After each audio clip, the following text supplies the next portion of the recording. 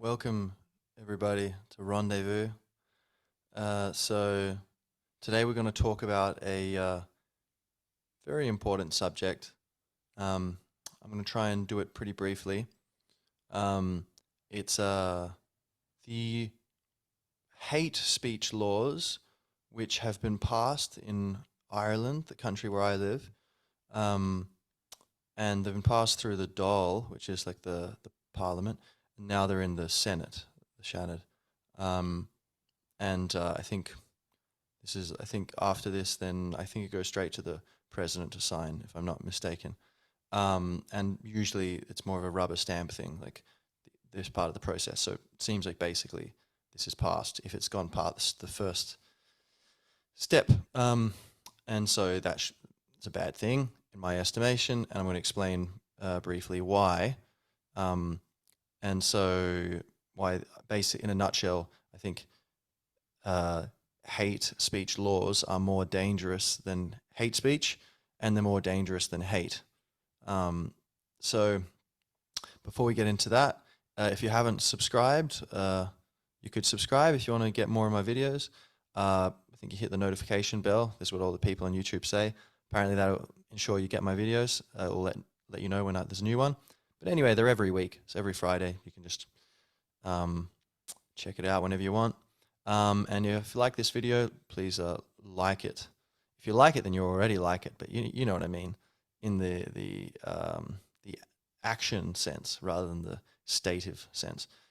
So, without further ado, so hate speech laws. This law which has been put through in Ireland, basically it'll you can be sent to prison for up to 5 years if you are found guilty of possessing, not even sharing, just possessing material, could be video, could be words, could be whatever, which is intending to incite hatred. They don't define what hatred is or hate is in this bill, because you couldn't, which is exactly why this law is crazy. But by whoever happens to be in power, if it's Hitler, well, his definition of hate might, be like, oh yeah, we can kill 6 million Jews, that's fine. Whereas he might say, oh, but you don't want to don't want to go along with this program. Oh, that's very hateful of you. Let's put you in a concentration camp. You can see that hate is very subjective.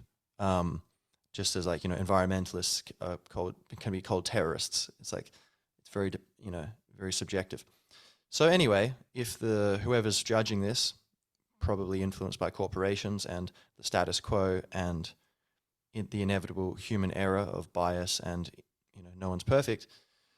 If you are judged if you're in possession of material which is judged to be either intending to incite hate or reckless as to that possibility, i.e. like, oh, you didn't mean to incite hate, maybe you didn't even mean to share this, but we think it would incite hate by our definition, against a protected group, which includes gender, disability, race, sex, I think a few other things, then yeah, you can be put in a cage for up to 5 years. So basically, in a nutshell, this law is just going to create more division, more fear. People are going to be afraid of talking. To talk, it's a terrible attack on free speech. Ireland won its freedom after, well, partial freedom. It's never been totally free. Well, I guess never ever, but it used to be far, far more free a long time ago, and we haven't had much freedom even since the revolution 100 years ago. It was divide and conquer. There's a civil war. Britain kind of pit the two sides against each other within Ireland. And long story short, the freedom has been an extremely important thing for Ireland and for the world, for human beings. I think it's one of the very most important things.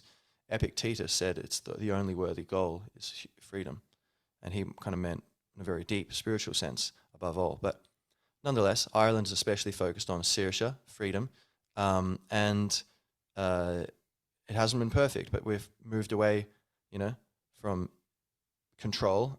For example, the Catholic Church and the awful things that happened here. It was like a insane, black magic state. Terrible things that happened here, but there's been a move away from that towards a more free society, and this is a step back in the wrong direction. So it will, make people afraid to talk and to think about things, because they'll be afraid of like, what if people deem me as hateful, even though I'm coming from a place of love or concern or just truth and just curiosity. I just want to talk about this stuff, or joking, a place of humor. And there's the risk that there's this theocratic law that could have you in the slammer. So hate speech, the idea that even being able to define what hate speech is, that's the first problem. Is who defines this? Even if you could say we know exactly what hate is and this is it, which we can't.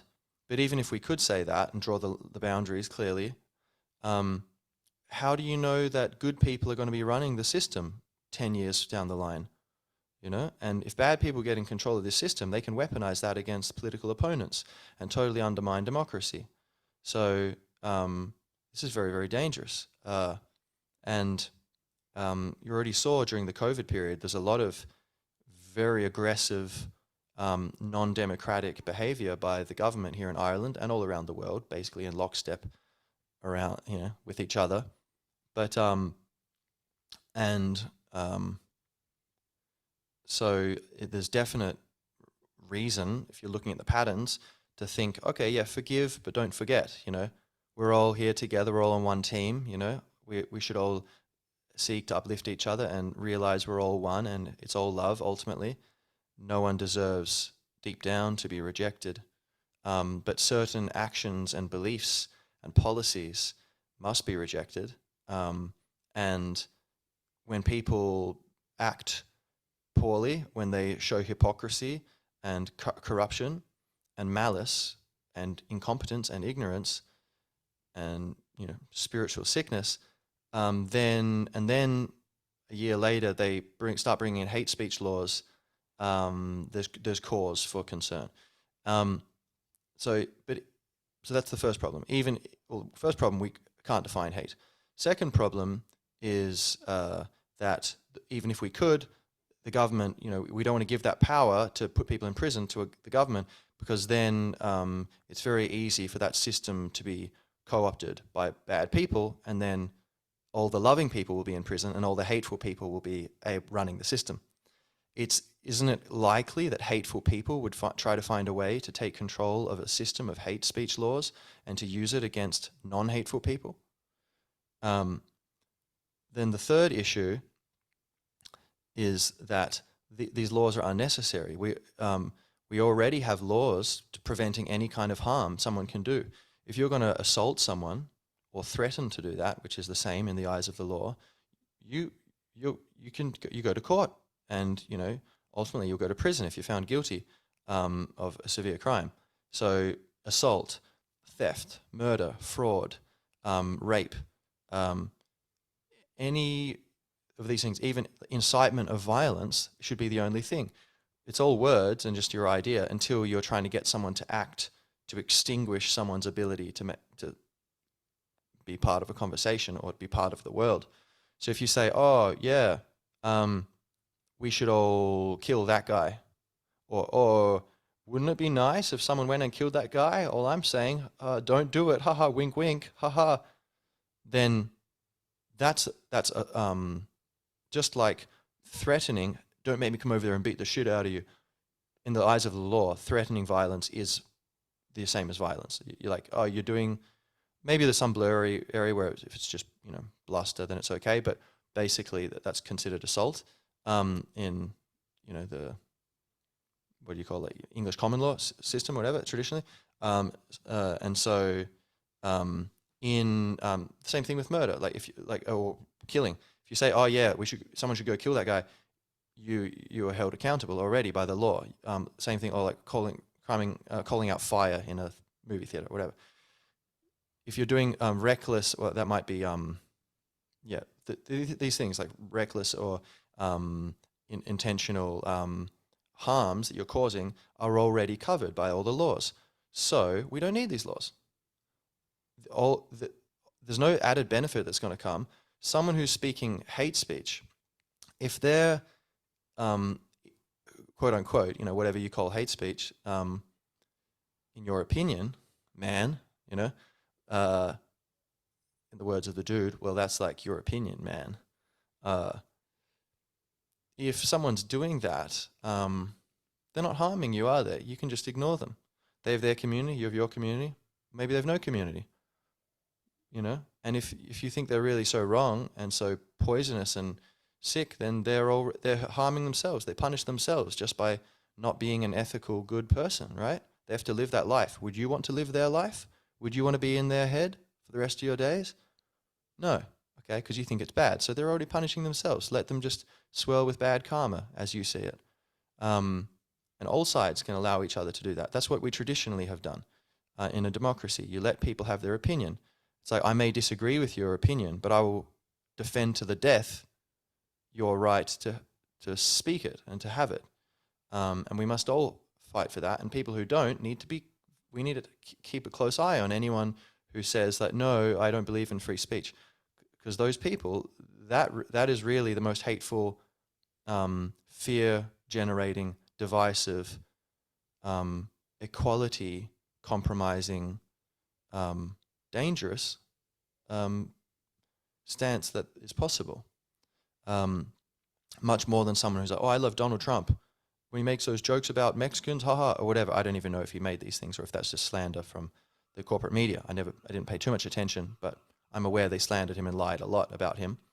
But let's say someone's got that opinion, or whatever, any example where someone's got some crazy opinion. It's like, they're allowed to have that opinion, that's their right. And by allowing them to speak it, that's how we realize, oh, that person's stupid. Hey, don't vote that guy in power. Like, let everyone talk. And then if you really trust in human nature and you trust in democracy, you trust in love and intelligence and truth, you think there is such a thing as truth, and you think this is, you believe in the journey of love and harmony and the triumph of conscience and the soul on earth, you believe in beauty and the bright future of interconnectedness and oneness, and you're not secretly anti-human, then you should believe, by definition, that, the open marketplace of ideas will see truth percolate up to the top. Most people, common sense, most people will gravitate towards love and kindness and truth. And, maybe there's some exceptions now and then where governments can, or powerful people can manipulate people. But in general, across the board, the solution is a decentralized system of competition of ideas. It works economically and it works intellectually. We can see it, like, look at this microphone. This wasn't made by, the Soviet Union. This is like the most ruthless 80 hours a week workaholic, geniuses outcompeted everyone else. And so you have like these really good products. The people who are able to make the best thing get the money. And then they take over market share. Some of their workers, after 10 years, go, I think I can do this on my own. They leave and start up a competitor, and that forces that big company to start lowering their prices. And you have competition, and someone brings in a new thing, and then that they have to try to copy that. And if they can't, they go out of business. And decentralization and competition keeps everything healthy and balanced. Naturally, it's an organic, decentralized system, like all of nature. And intellectually, the same thing is true. Where if you're so right, if you've got all the evidence, then why do you need to shut people up? Doesn't it seem like maybe it's the opposite? You're actually secretly afraid that you actually can't justify your opinions, and you can't explain yourself, and so you're resorting to force. If it's like the Buddha said, don't believe anything anyone says, including me, which is very interesting, including me, if it doesn't make sense to your own common sense, if it doesn't match your own common sense. And that's a fearless statement, and that comes from truth. Truth has complete faith in itself. It says, well, the truth is the truth. And the bell curve is a small number of people, normal distribution, bell curve. Small number of people are very clear and they can see the truth very easily. A small number of people are very dim and, dull to the truth. It's blocked. Their soul is just as pure and powerful and intelligent as anyone else, but the human filter of the body, the psychophysical system through which the soul is filtering, interfacing with the universe, that blocks off things. Maybe there's ancestral trauma and weird cultural beliefs that blocking. There are, I can't think about that or whatever. Fine. And then in the middle, you have most people are pretty clear on the truth. Most of the time they can see it. And that worked when, democracy, the whole idea of it is based upon that, let the people decide who should rule and self-government. Now, hate speech laws, that's not self-government. This is, and when they polled people here, 70% of people said no to it. And, and then they going to do it anyway. And they said, well, it's hard to know if that's really what most people think, whatever. It's well, look, do a bigger poll. How about we do a referendum on this? This is pretty serious. Why don't we have a referendum, huh? And even then, a referendum, even if most people voted for this, it still wouldn't be right because it's fundamental human rights. So the freedom of speech is the fundamental freedom. If all other freedoms are dependent on it, because you don't even know what freedoms are important or what is a justifiable freedom or what's a right and what should be a privilege that can be taken away. You can't even figure that out if you can't have the freedom of speech to have thousands of people, millions of people with different points of view and belief systems and life experiences debating things and holding up the mirror and pointing out each other's blind spots and each other's biases, which is hard. It's hard to look at your own biases and see your blind spots. So one hand washes the other. I scratch your back, you scratch mine. We help each other. And so that's how a decentralized system of information flow works and learning. And that is what powers innovation and technology. And it's what powers cultural development and flourishing, understanding what is and what should be, how do we basically, and how in all the areas of life. And so if there's these hate speech laws, then there's going to be people looking over their shoulder wondering what they can talk about. And so, they're not necessary because anything bad you can do, anything where you can actually infringe upon someone else's health or, their sovereignty, then there's already laws for that. So these laws, so they open up the door to all these dangers, extreme dangers of loss of freedom and loss of democracy and loss of equality. Ultimately, the things it's apparently here to make this place a less fearful country, a place where everyone can feel safe. But it's going to have the opposite effect because people will be afraid to talk, and then also people will be angry and divided because they rightly sense that this is wrong, that this is a dangerous step and it doesn't make sense. It's poorly thought through. And so there's these very serious likelihoods of negative effects, and the only positive effects that are even logically possible above the laws that are already there, what's already achievable through the current laws, would be to stop people who annoy you, basically. Oh, you're not harming me, but you're harming my happiness by, you make me unhappy by talking about that stuff. You're offending me. Yeah, but hey, that's not your sovereignty zone. If you want, you can go and ignore those people and try to minimize your exposure, but you're walking on the street and there's someone smoking a cigarette and you get a bit of smoke in your face. Well, you're in the street, and it'll be okay. It's not going to kill you. Or you can always say to them, hey, don't do that, please. Could you move, Have a bit of interaction, And there's many cases in society where there's annoying things, or there's a beeping outside my window from my apartment thing, but that's some malfunctioning thing. But you just deal with things like this. Life's not always going to be perfect, and it seems like there's this intolerance this zealous religious intolerance for any other points of view. So this brings us into, where is this thing coming from? So there is this woke kind of idea that people saying, oh, I'm woke, like I've woken up, which is kind of hilarious, because you may be aware that you can wake once. That doesn't mean you're awake still. We wake and fall asleep in cycles. So it's a very bold idea, say, oh, I'm woke. Maybe waking is more admirable, I would say, than to be woke.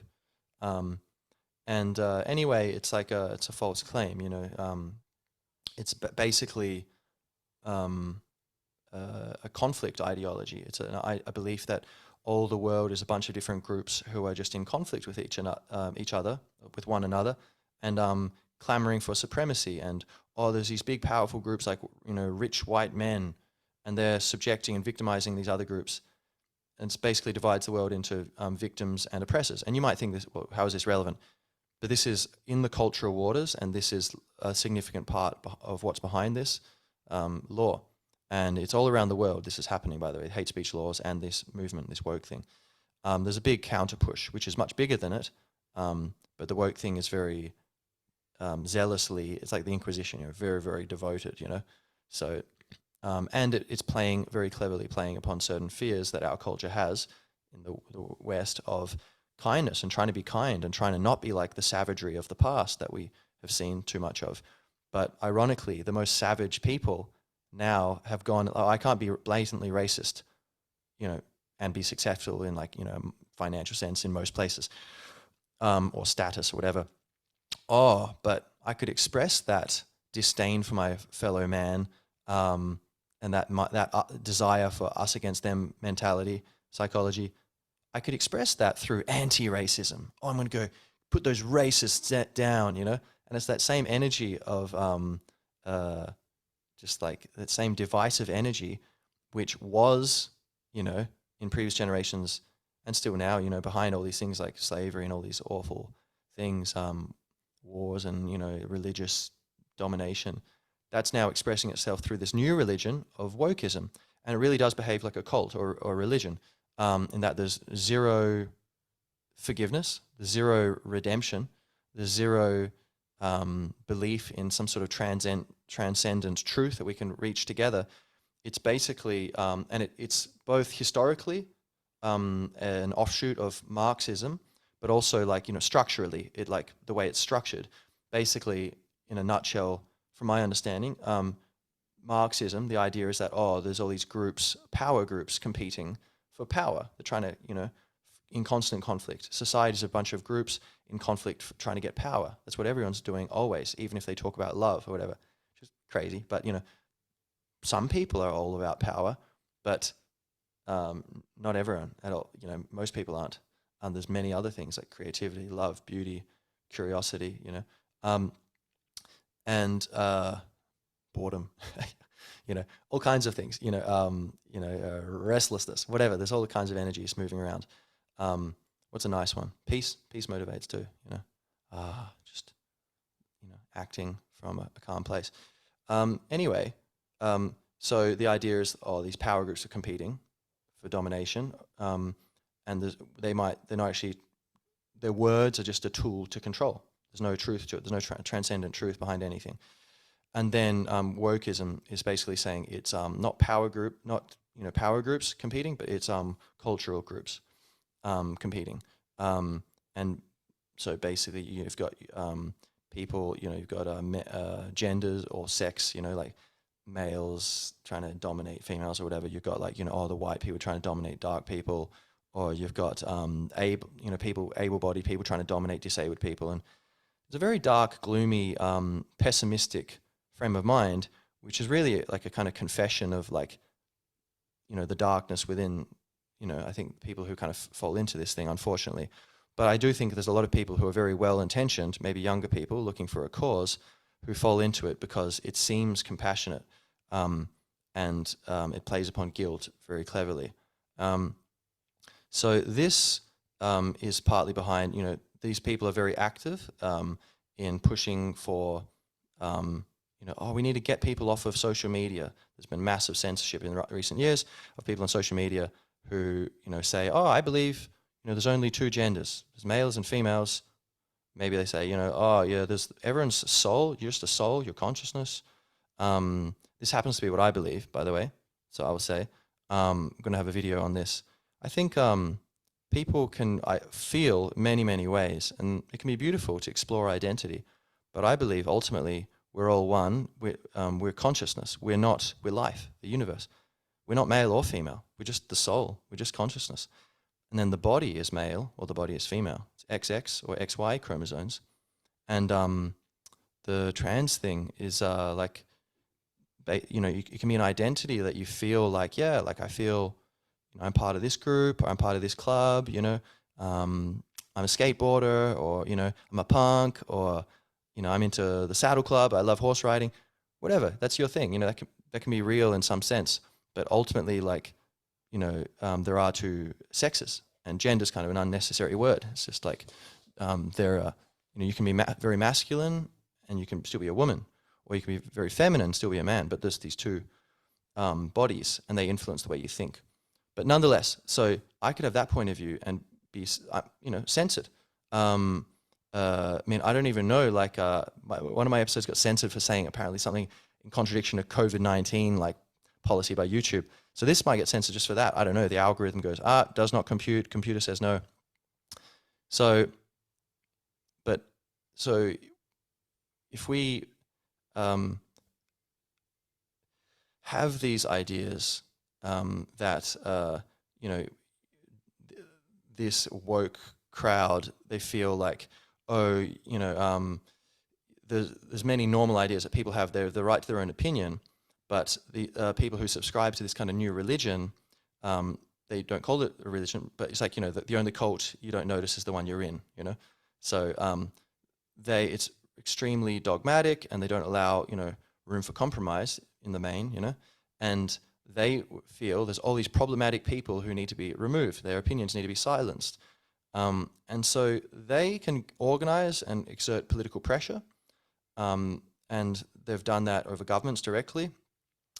And then also a lot of governments just, even apart from just being on the back foot, they're also looking at that as an opportunity to look good.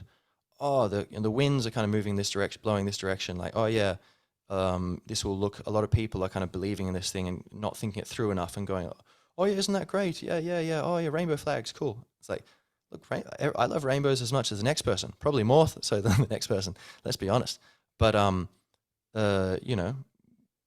I'd much rather, have a deeper conversation than just, waving a flag and being like, oh yeah, let's just take away people's right to have an opinion.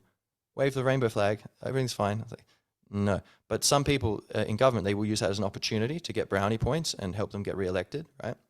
There's also this phenomenon of, the whole Occupy, corporations using wokeism to kind of keep the Occupy Wall Street sort of crowd at bay, which kind of happened where, as a defense mechanism sort of thing, there's a lot of evidence that there's these huge corporate behemoths kind of basically lobbying government and kind of bringing in legalized corruption through setting the rules in a way which is very bad for normal businesses.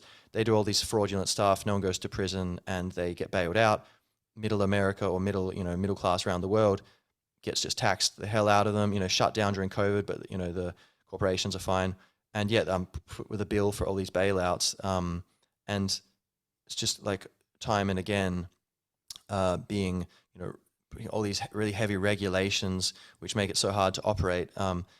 It seems like these huge corporations have been using, and maybe not because they're evil, but just because they're just very efficient at being selfish, which is their job ultimately.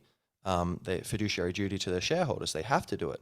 If they don't, then they can get in big trouble, and at least they're going to get kicked off of the board, but also they're failing their legal duty to the company if they don't do something to maximize profit. So that's what they're meant to be doing. So they're doing that and kind of taking the market is kind of swallowing like an octopus the state, and it's become corporatized. And then when people were pushing back against that, people power, I guess 10 years ago, the corporatocracy's response was to kind of split the left by going, okay, half of you are more concerned about social issues. We're going to kind of embrace your social issues while maintaining our economic domination and, you know, political corruption. And it's fractured the movement very successfully. And how intentional was this, or how much is this just kind of a decentralized cumulative snowball effect? Who knows? Doesn't matter. Also, about, you know, that they're meant to be doing this, that's fine. But when the government is, when the people are aware and adequately informed, and so they're keeping an eye on their government and their elected representatives, and they're voting people out, and they're getting very angry if they don't do what's right, so i.e. the government therefore is enough of a public spotlight of awareness, and participating in that culture of awareness, that they are keeping, the government is aware enough of what, and doing its job, they just don't let corporations set the bad rules, right? Like, yeah, we know you're after as much profit as you can get, but guess what? No, you can't just have the rules changed to discriminate against small businesses. Sorry, no.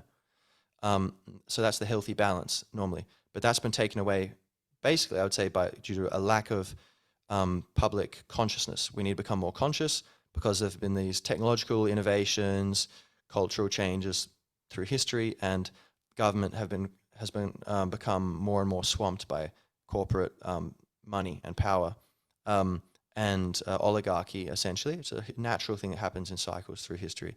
So the solution is for the public, you and me, in ourselves, to become more conscious, and share that with each other through conversation and honesty and courage and love and compassion, but also, you know, criticism, being honest when you see things that shouldn't be that way, and saying, hey, I have nothing against you as a soul. You and me, we're like this. We're tied, you know, no worries, my brother or my sister. But it is the case that this thing here is wrong, what you're doing. And, you know, we need to be honest about that. And that's the thing. We can be kind and brave. We can criticize someone without it being an attack on themselves as a person, right? And so by becoming more conscious and articulating these things, we need to bring our governments back under control here, to bring the corporations under control, because we can't divest from them very efficiently and just, you know, oh, we're going to go with some competitor, which is the traditional way in capitalism to deal with companies. You don't like what they're doing, give your money to someone else, and then they start going bankrupt, they have to change their behavior. But when they're actually running the state and they've got these monopolies, then there's no real option, no competition. And so we need to get control of the state again through raising our own consciousness, becoming more educated about these issues, and sharing our ideas on, you know, how much of what I'm saying is right. For example, please help me. Let me know what my blind spots are. I can't do that. Only you can do that. And only I can do it for you, or other people can do it for you. So this idea that, like, we can be kind and criticize people, or point, you know, or we can, it kind of connects to a similar idea, which is behind where these laws have come from, which is this very, I think, in my opinion, unhealthy and immature idea that, you know, it's like externalizing all the responsibility for your own well-being, saying, oh, you know, people said something offensive, so they're, you know, oh, I got triggered, you know, or they're, you know, they're making me, I don't have a safe space here, I feel afraid, you know, and, you know, if someone's trying to victimize you, like, seriously, then that's, you know, either stalking, or it's, you know, assault, if they're making you feel like you're going to get physically attacked, etc. So again, we already have laws for that. If you can just avoid them, you know, and you don't need if you need a restraining order, the court will give you one, you know. If they're threatening to assault you, they'll get in big trouble, you know. So it's all already in the system the way it is. It's working fine, more or less, you know. But so if someone is, the fact is, you can't pass the buck. You are responsible for your own happiness. There's a level where people are, you know, there's genuine intimidation, and we already have law to cover that. But if someone's got an opinion somewhere and you're seeking it out and then getting angry about it, it's like, just don't pay attention to them. I don't pay attention to what the woke people are saying most of the time, or, like, you know, the propaganda, you know, media outlets, you know, who are just totally, you know, decoupled from reality to a large extent by this point. as has been borne out by, in recent years. I don't say, oh, we should get rid of them. I say, look, just put your attention elsewhere. I don't believe in, like, hey, they're businesses. If they're saying things that are wrong, okay, just point out that they're wrong. Don't tune into them. Starve them of awareness, and that they're going to have to change or they're going to disappear. That's the way things work in a decentralized system. Stop cooperating with them. Withhold your consent, and start nurturing institutions and individuals of integrity with your awareness and your human value of your capacity for your work, your capacity for understanding, your capacity for love, and community. So start networking with people who are doing the right thing, and just let the other things atrophy. So. But there's all these people with all these things I consider totally crazy and hateful, very much so. There's a lot of people who would say, oh, Jamie, you're some white man. What do you know about anything? It's like, yeah, okay. I could go into why, like, descended from a genocided race, and, like, I've my own issues or whatever, which could put me in a victimhood box or whatever. But we don't even need to go there. It's like, if I have no right to get offended at them. Like, it doesn't make sense, Ultimately, being offended doesn't help you. It's like, it's just an unhelpful reflex. It's like an emotion. So at most, it can tell you, oh, maybe I need to change my beliefs if I'm being offended by something I shouldn't be offended by. Or it's, oh, wow, that person's very wild. Their humor's pretty crazy. They're just trying to, check, are we able to laugh at things? Are we able to be flexible enough? And maybe it's, am I flexible enough that I'm able to laugh at something and trust that they don't actually believe this crazy thing? It's just they're saying something provocative. It's humor, Or maybe it's, oh, this person's actually very crazy, and I should not associate with them and not nurture them with my contact. Whatever it is, you get an emotion of being offended, and then, okay, like any emotion, it's a message to tell you, okay, think about something. And then if there's nothing more to think about, you let the emotion go. Fear, is there something, something coming up in the future? Is there something I need to think about? Oh yes, this, and this. Okay, write that down. When you've got a second, hopefully when you're calm, think about it and make some plans or whatever. But now that you know what you need to think about, the emotion is just going to make it harder to think about these things and be productive and skillful and calm. So let the emotion go. So offense, it's just an emotional signal. Let it be useful, let it trigger some thinking if that's useful, and then let it go. The only kind of triggered we should be is triggered into thinking, and maybe triggered into peace, triggered into not thinking, if that's more useful. So people, say, like, it's like your zone, your sphere of sovereignty does not include what, having anything that offends you excluded from your ears. Because that's incompatible with my sphere of sovereignty and George's sphere of sovereignty, and Emily's sphere of sovereignty, or whatever. So what's balanced for everyone, big picture, if we're getting outside of narcissism and just plain selfishness, or self-centeredness, is what's compatible. What kind of system could we scale up at, for society at large? Well, you can't hurt each other. You can't steal. You can't defraud. You can't kill. You can't stalk. You can't attack. Or what about, is that sustainable? Well, yeah, actually, that's necessary. Yeah, that's definitely sustainable. We can all avoid doing that, and everything still fits in the society. Yeah, there's space for that. What about opinions? You can't say anything that other people think is hateful. Well, actually, no, everyone disagrees about what's hateful, so we can't do that. And then everyone disagrees about who's qualified to judge what's hateful. Even if we tried to externalize, give it to an expert authority, people don't agree on that. So, okay, no, we can't have that at large, right? And then, so that's also part of where these laws are coming from. There's this belief that among some people that, it's kind of very ill thought out idea that, like, if I have a bad feeling, it's because of you. But if you pay close attention, someone says something, and then, you feel bad? Is that how it works? No. Someone says something, and then your mind has a judgment. Hey, that's not right. And then you feel bad. So actually what's happening is your mind is causing that. My mind, what happens, and many, many people's minds, and I think this is the wise thing, and this is, no one's perfect. I don't have this all the time, but I try to do it as much as possible, and I'm working on it. I'm trying hard, We should all try hard on this. This is the real virtue, the real compassion, the real love, is to, someone says something offensive or hateful or stupid or whatever, and I try to just go, okay, just accept it. All right, that's something that I don't really like. That's an opinion that I think's unhealthy or whatever. Okay, I'm not going to have this negative reaction to it. I just let it go through me. Just like radio waves, just go straight through my body, no problem, no worries.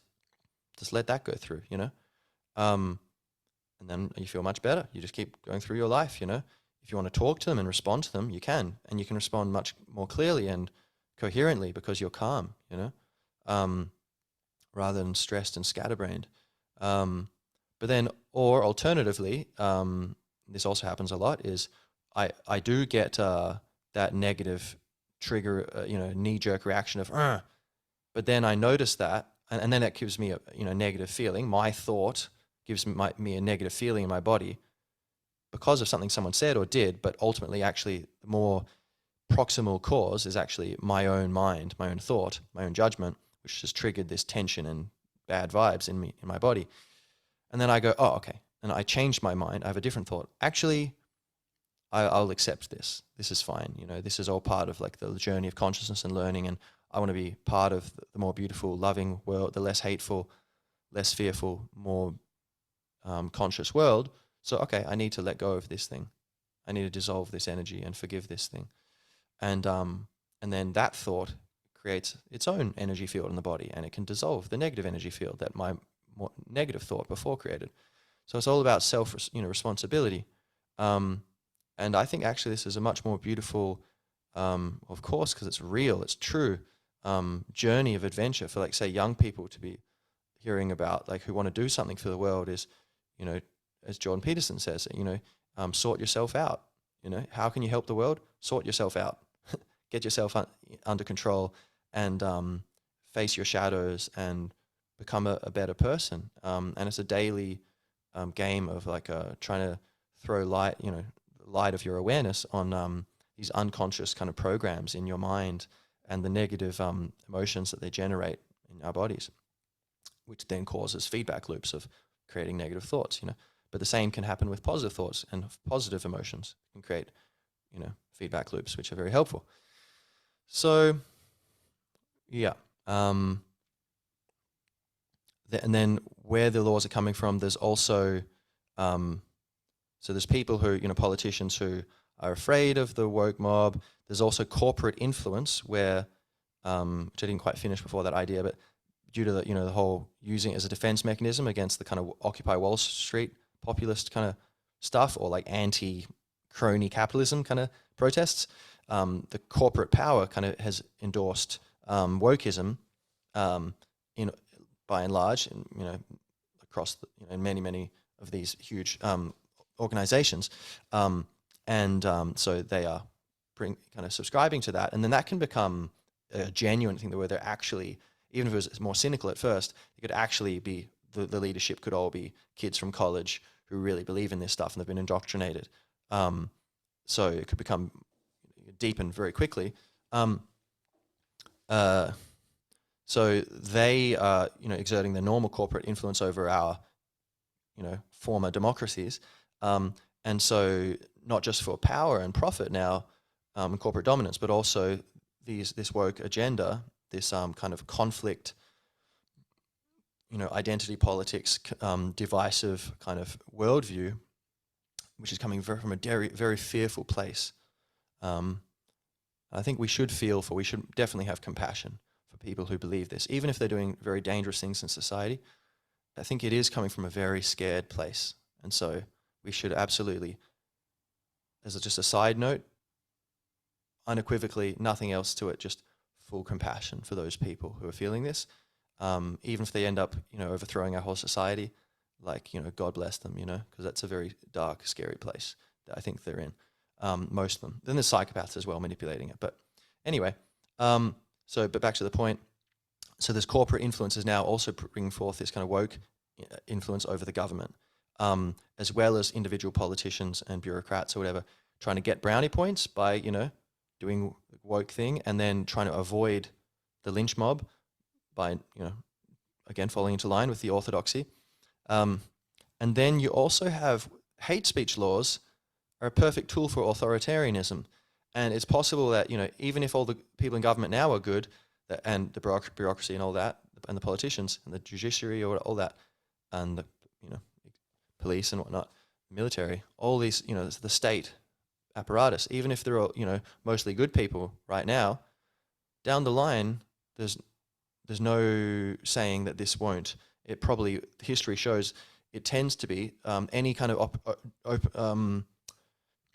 crack, door open a little crack, any opportunity for hateful, manipulative people to get an opportunity for power and control, they always slimily get into that and take that opportunity.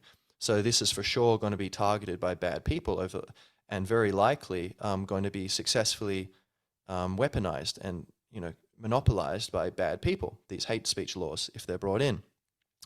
But apart from that, the thing is, there's actually, I believe, enough evidence that right now the balance of power in governments around the Western world is already controlled by authoritarians. We're already at that point.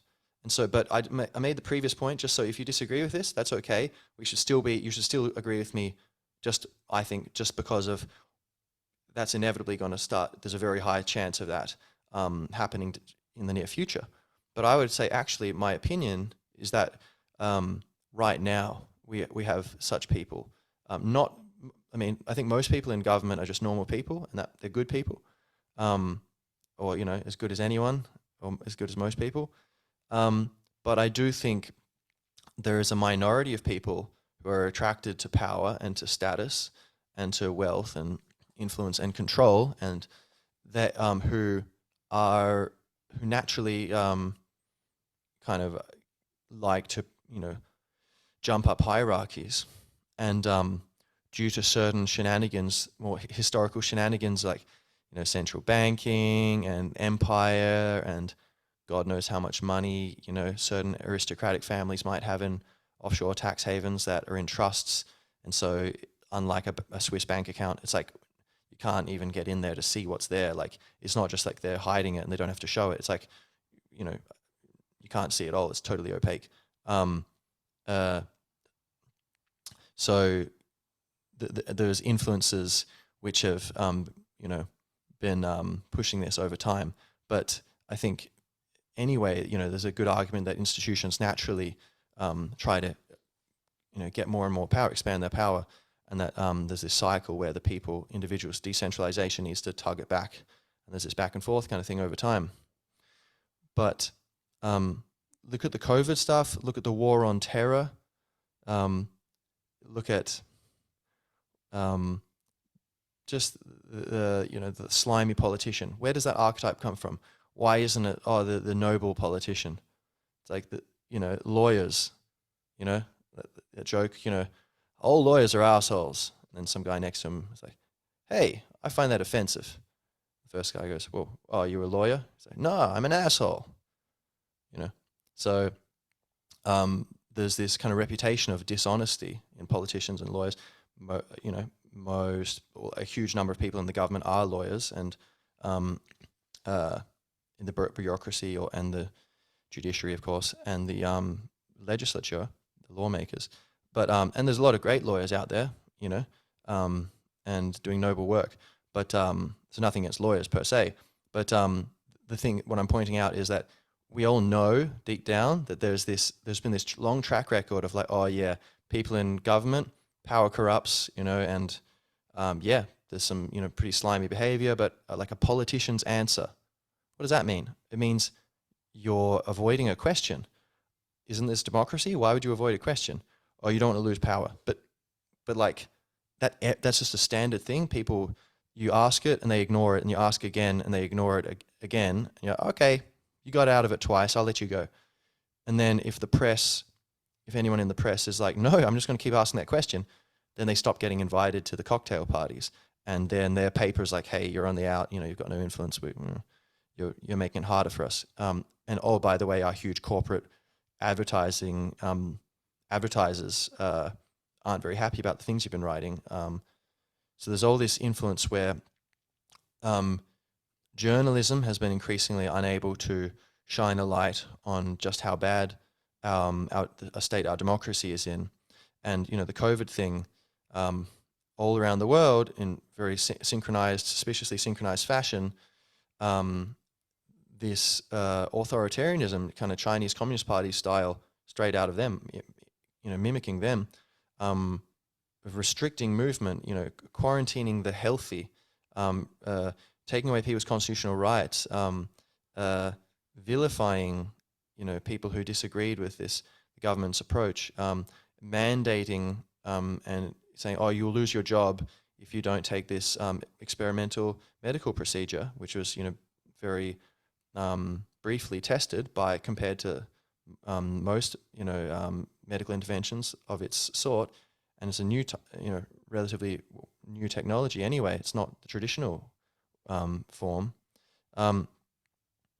All these things, there's a very dark shadow and that came over society in that period. And I think we can see that whether you believe that was all, and we know that a lot of that, like lockdowns caused far more harm than the virus ever could have. Sweden had no excess deaths. They had just it was like a normal year, and they were the only country in Europe where they didn't have any lockdown, and everyone's predicting there was going to be a catastrophe. They did the best of anyone.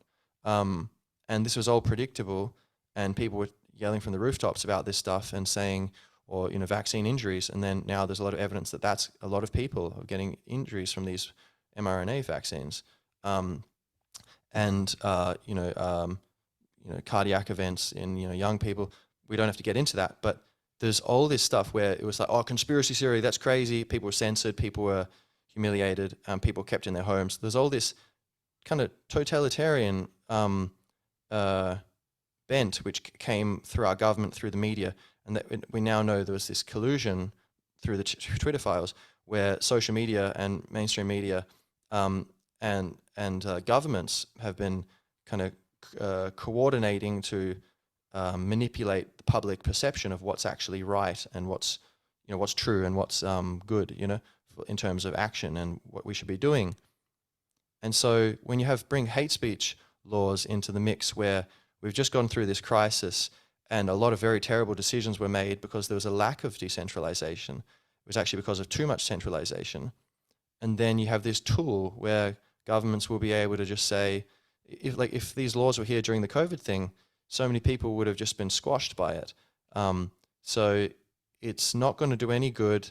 And there's not only down the road, but immediately right now, there's a very serious risk that this will be weaponized by totalitarians. And when you see the WEF stuff, the WHO trying to bring in this, ability, this, modifying the rules or whatever, so they will be able to declare an emergency and just put, cut the whole world into lockdowns without consent from national populations or whatever. All of this is very clearly moving towards what many of these people involved have already been saying for a long time, that they want one world government.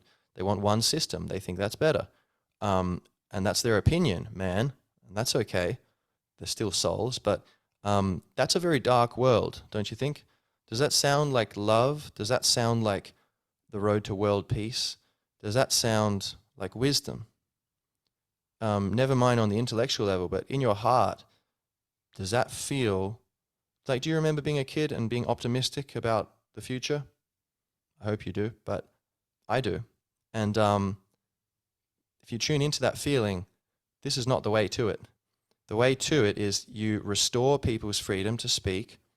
You allow conversations to come back out into the open.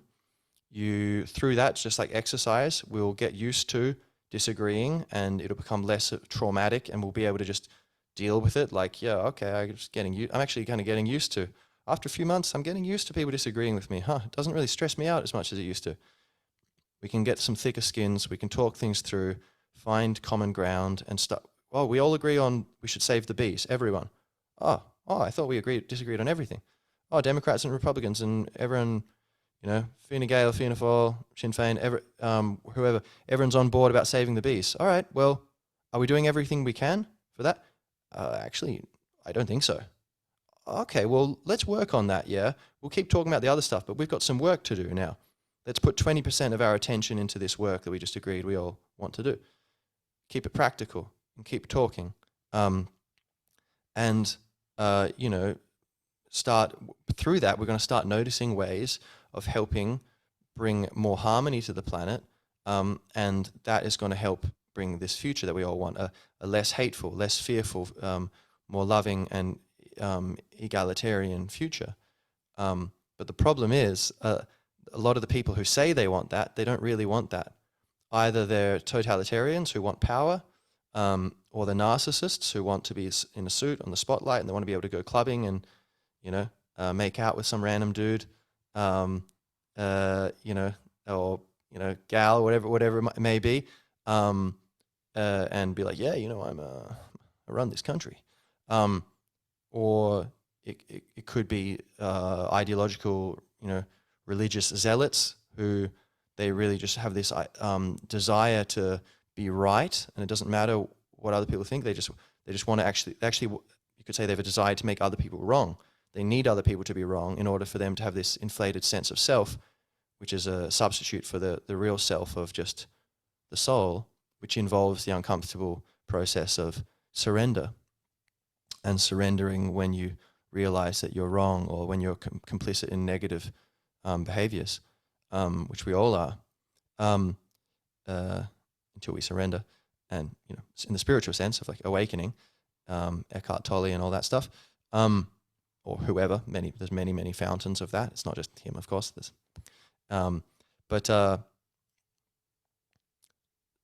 So there are these people who they actually, even if they were they're never going to agree to this. So all that matters is enough people can come together and see that, okay, some of our extended family of humans, for whatever reason, we don't need to understand it fully. It doesn't matter, people will call us conspiracy theorists for the next few decades, probably, while we're thinking it through. That's fine, whatever, it doesn't matter. There's a lot of tomfoolery going on, a lot of shenanigans, a lot of dishonesty, a lot of toxic emotions and dishonest, manipulative behavior. It doesn't matter. We all just need to agree, we need to maintain freedom of speech, and from that we can start to recolonize society with more freedom and bring back more freedom. I believe that will involve more economic freedom, allowing people a little bit more space in life, and just all kinds of, ultimate spiritual freedom. It's spreading people the awareness of how to watch your mind and be free of the negative thought patterns of your mind, whether it's from a cult and indoctrination when you're young, or whether it's from just yourself, so to speak, and the addictions we have to our negative behaviors that are somehow familiar. We can all work on this together, bring more freedom, and we need to be willing to take a stand. What is your red line? Where if they're saying, oh yeah, we're just going to have these laws and we can put you in prison if you are quote unquote hateful, I think, well, all right, well maybe I'll just go and say no, you can't do that. And yeah, there's no I can't think of any fate.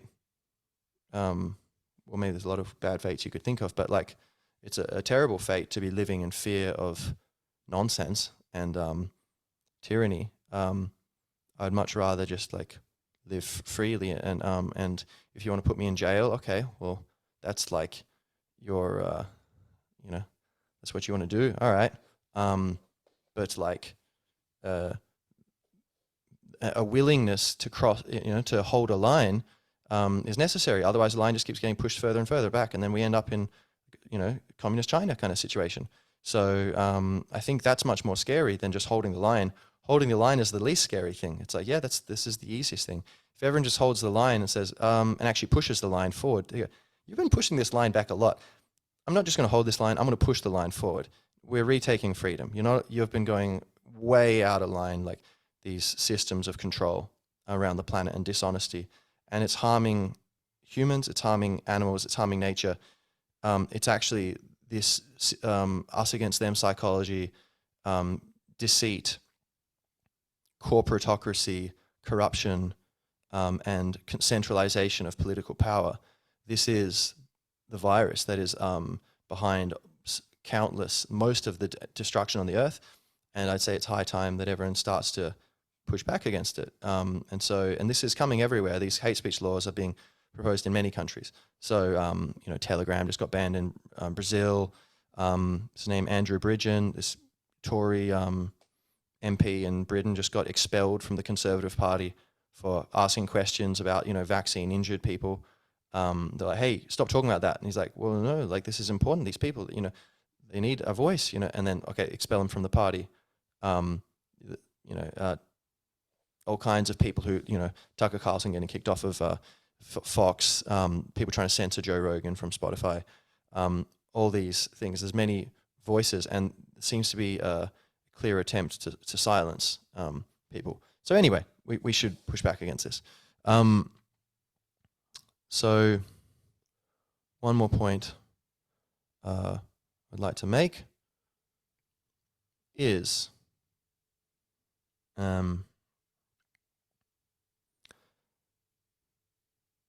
it is, what is it? You tell me. What is it, Buddha?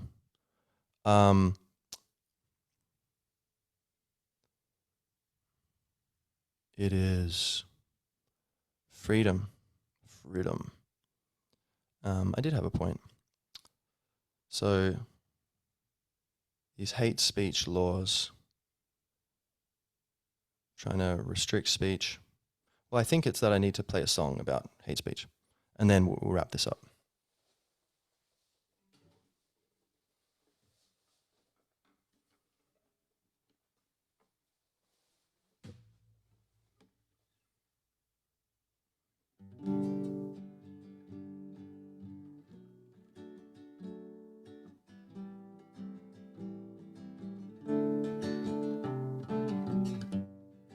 Hatred. Oh, baby, yeah. Fear. Is that what we're doing here? Oh, darkness of the mind. Oh, come to me now and again. Let's not pretend it's all outside.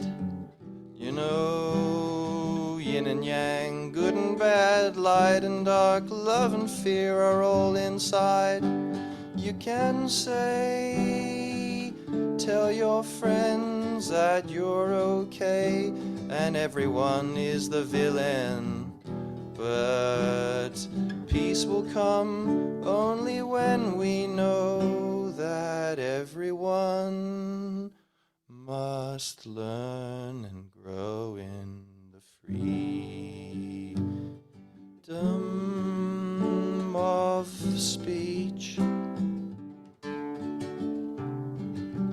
And in the free thinking world without the thought police. Is this what we've come to, baby? Oh, I say it's about time to live as we are and take back our rights. It doesn't come from paper, it comes from the light.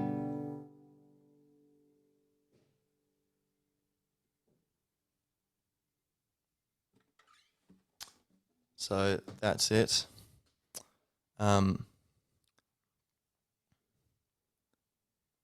These laws should be resisted, and the ultimate way to heal hatred is within, and it's about a spiritual battle.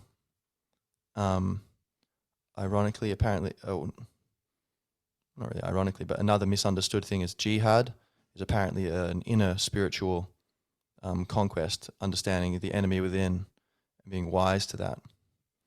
And I think, yeah, the ultimate battle is within, and that is, there's so much room for progress there. So we really can encourage each other and be firm with anyone who needs a bit more than encouragement, that the way forward, there's a lot of work to do for removing hate and fear from the planet, and it's very important. But it all comes from internal work and becoming more wise. And by allowing free speech, allowing people to talk about things, it is going to dissolve a bunch of structures which are based upon lies. But that's fine. Those people can find jobs in other things, you know, and that'll be progress. And with insight and wisdom and humility, through turning within, we will have this world of less hatred. But yeah, trying to force people to do this, I think it's it's going to backfire massively, because I think too many people, you know, the fearful, hateful people who are hating the haters, they think, but they're actually the hateful people, and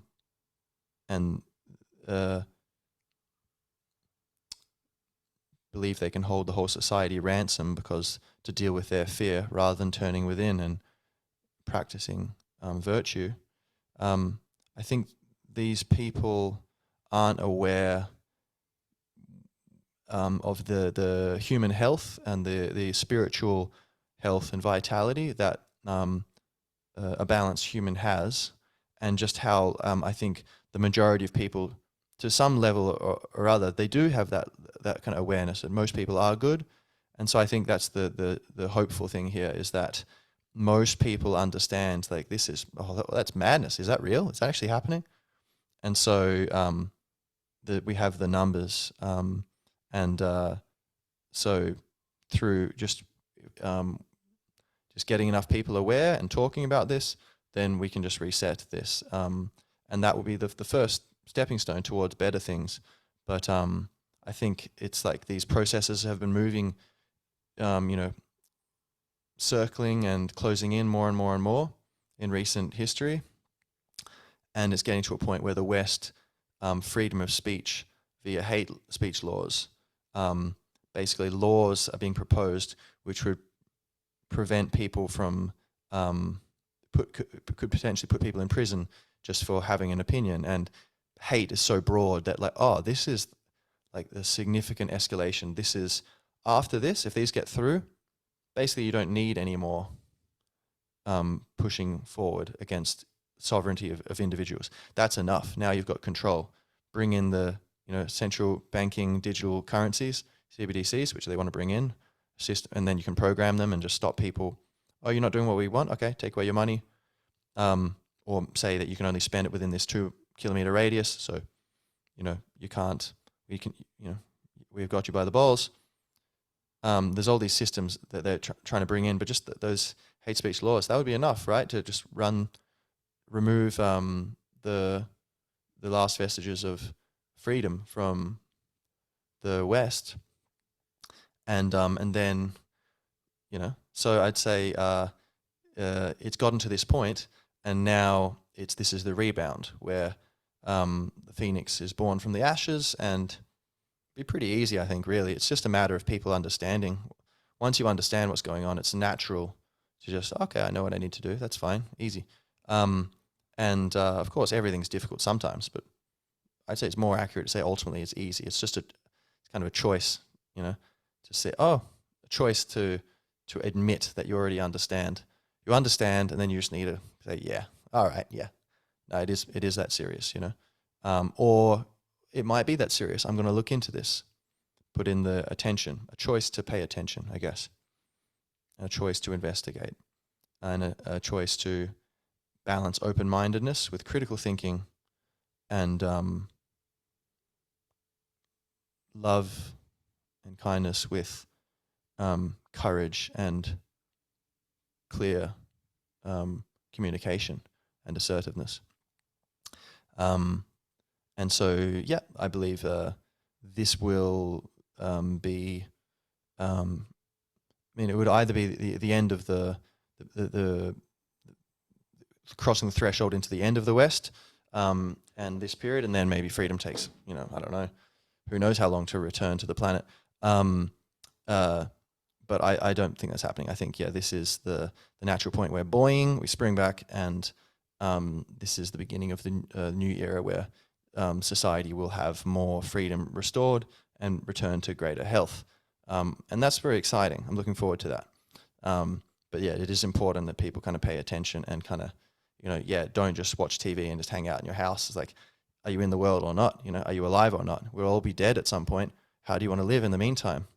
I'd say it's an exciting story, and fighting for freedom and fighting for love and for the rights of your brothers and sisters is a very beautiful thing. And so I invite everyone to get involved. There is a petition, if you're in Ireland, or anyone, there's a petition on change.org. I'll put in the notes to this, which is for basically, getting... asking to, please don't take away our freedoms, to kind of not pass this, for the government of Ireland not to pass this law, so the Shannon and the President not to agree to this. And so I'd please ask you to sign that if you think freedom of speech is a good thing, and if you think you would like to be living in a free and honest society. Anything you want to do, write to or call, email your local TD or senator in here, and in your own countries, wherever you are, just to, take steps. Just what's the harm in sending an email? And by the way, anyone who's a bit paranoid, if you think you'll be put on some list, you're already on a list probably, if you're, thinking that.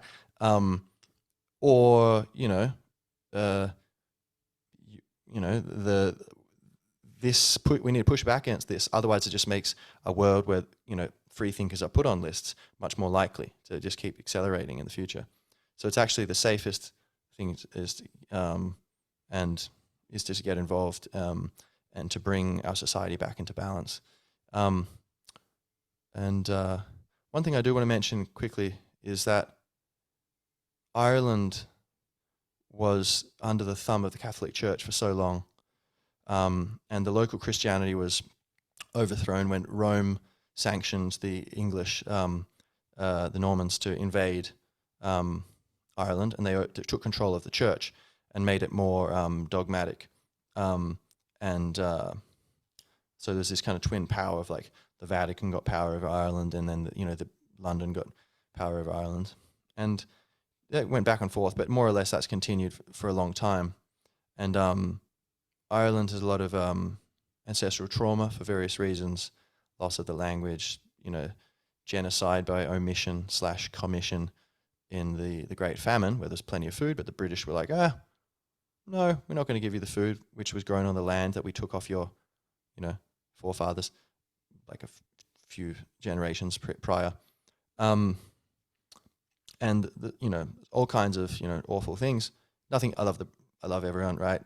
England, British people, many friends, but just imperialism and even the monarchy. Hey, if you guys want to be cool, let's be great friends, But imperialism is not okay. There's a red line there. But Ireland, there's such conformity of thought. People weren't allowed to think. There's the Magdalene laundries. There's and mass graves which were found in the grounds of these nuns' monasteries and stuff.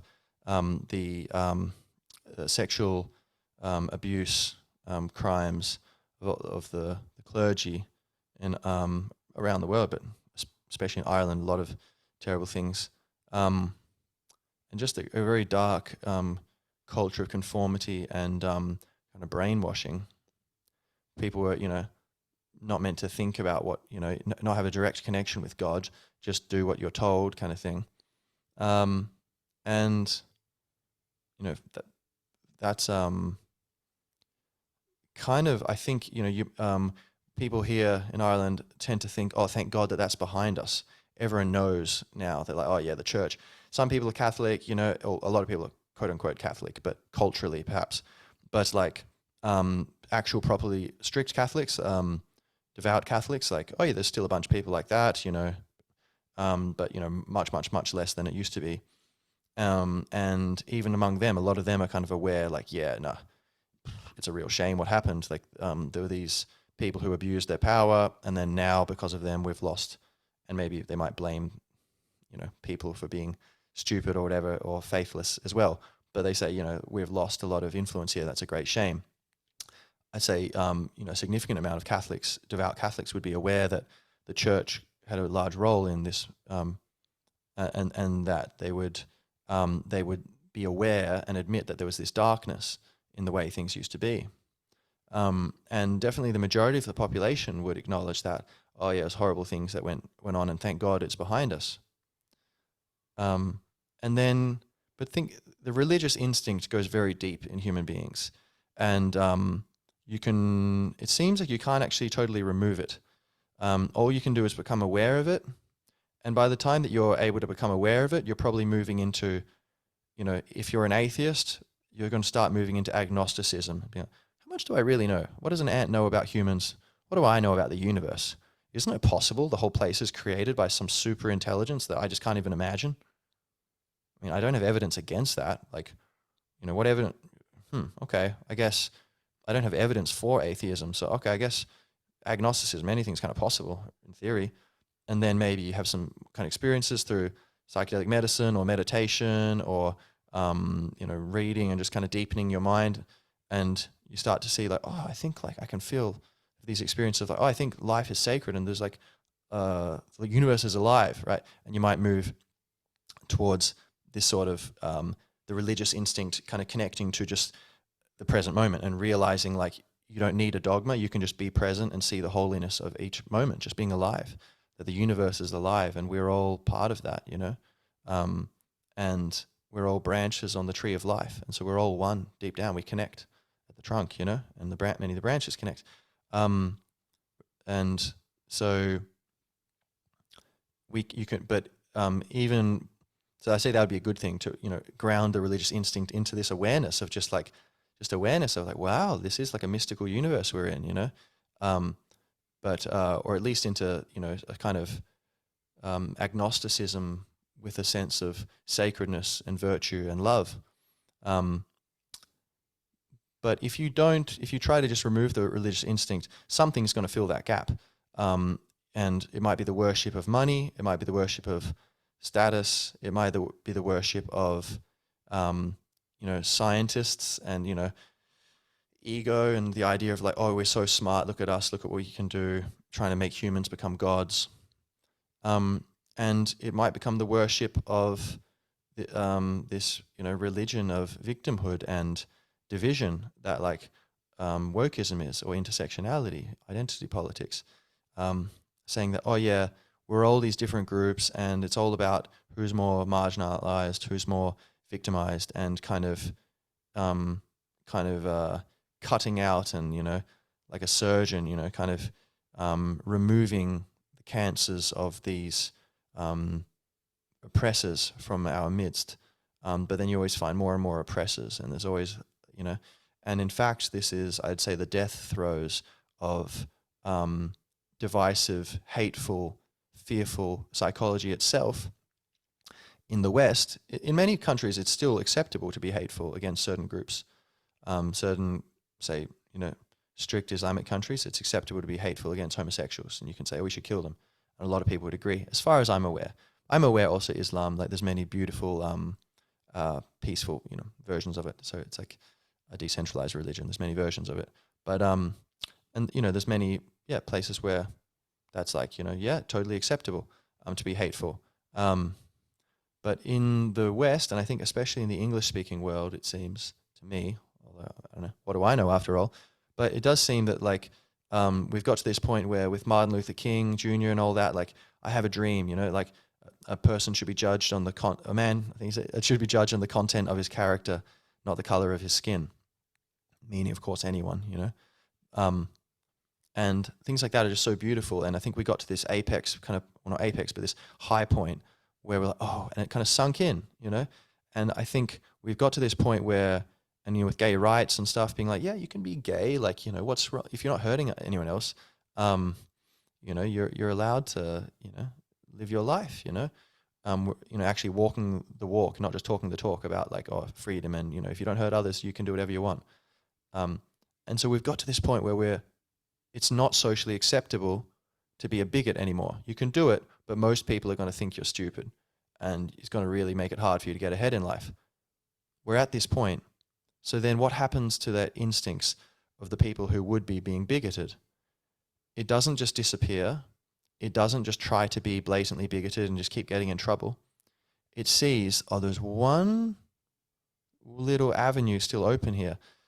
And whether this is intentional or this is just like, you put something underwater and, if there's a crack, the water goes in through that crack just because there's nowhere else to go, right? That's probably more likely, I'd say. There's these subconscious psychological movements, which the people themselves are probably unaware of, where that bigotry can only express itself through pretending to be anti-bigotry. And then the final step after that is where we realize, oh, there's like this bigotry where you're being bigoted against bigots. And so actually, no, love thine enemies, only love, hate, as the Buddha said, hate can't end hate. Only love can do that. I think that was him. And like this is an eternal law, I think the Heart Sutra. And so realizing that, oh yeah, like being like, oh yeah, there are these people who are racist. Okay, what's my appropriate attitude toward that? Well, actually, it's not to hate them. It's to love them, forgive them, challenge them, help them learn, push back against them, imprison them if they're breaking the law, communicate with them, have as much empathy as you can. Imagine it's yourself living another life. So it's not to hate. Hateful people shouldn't be hated. They should be loved, but in the right meaning of love. They should have our unconditional love. It's like you are one branch on the tree, but I can see that you're not getting enough sunlight. Okay, maybe can I move my leaves over here? Or, can I help pull your leaves up this way so you can get more sunlight? Or whatever the metaphor would be, It's not to say, it's not to hate that branch of the tree which we are. That's the same problem. It's to accept them and understand them and try to help them heal. And so that's actually this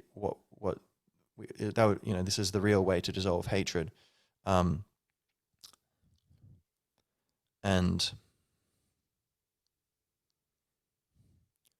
yeah, so that goes for anything, a sexist, anyone who's judging someone else unfairly, based upon something they can't control, or basically being prejudiced and hateful, coming from a place of what you perceive as, and we can feel that to a large extent, but it's very hard to define, and people don't agree in general, but we can all have a sense of, oh, I think that person's being hateful. When you sense that, or being unhealthy, psychologically unhealthy about this, whenever you feel that, try to act from love and empathy and kindness, and use that relaxation and that beauty to, like a Trojan horse, to get your communication to someone. If you can say, hey, I love you and I accept you. I understand why you have these points of view. I can empathize and see why you might believe these things. However, I really believe you're wrong for these reasons. that's much more effective than just saying you're an idiot and I think you're wrong for these reasons. I think love has this role to play here where it can help information and wisdom flow. So, all right, I could go on for 7 hours about this, so I'll tell myself that this was brief. So that's my thoughts there. So thanks everyone, and yeah, may we live with peace and love and courage and many good things to come.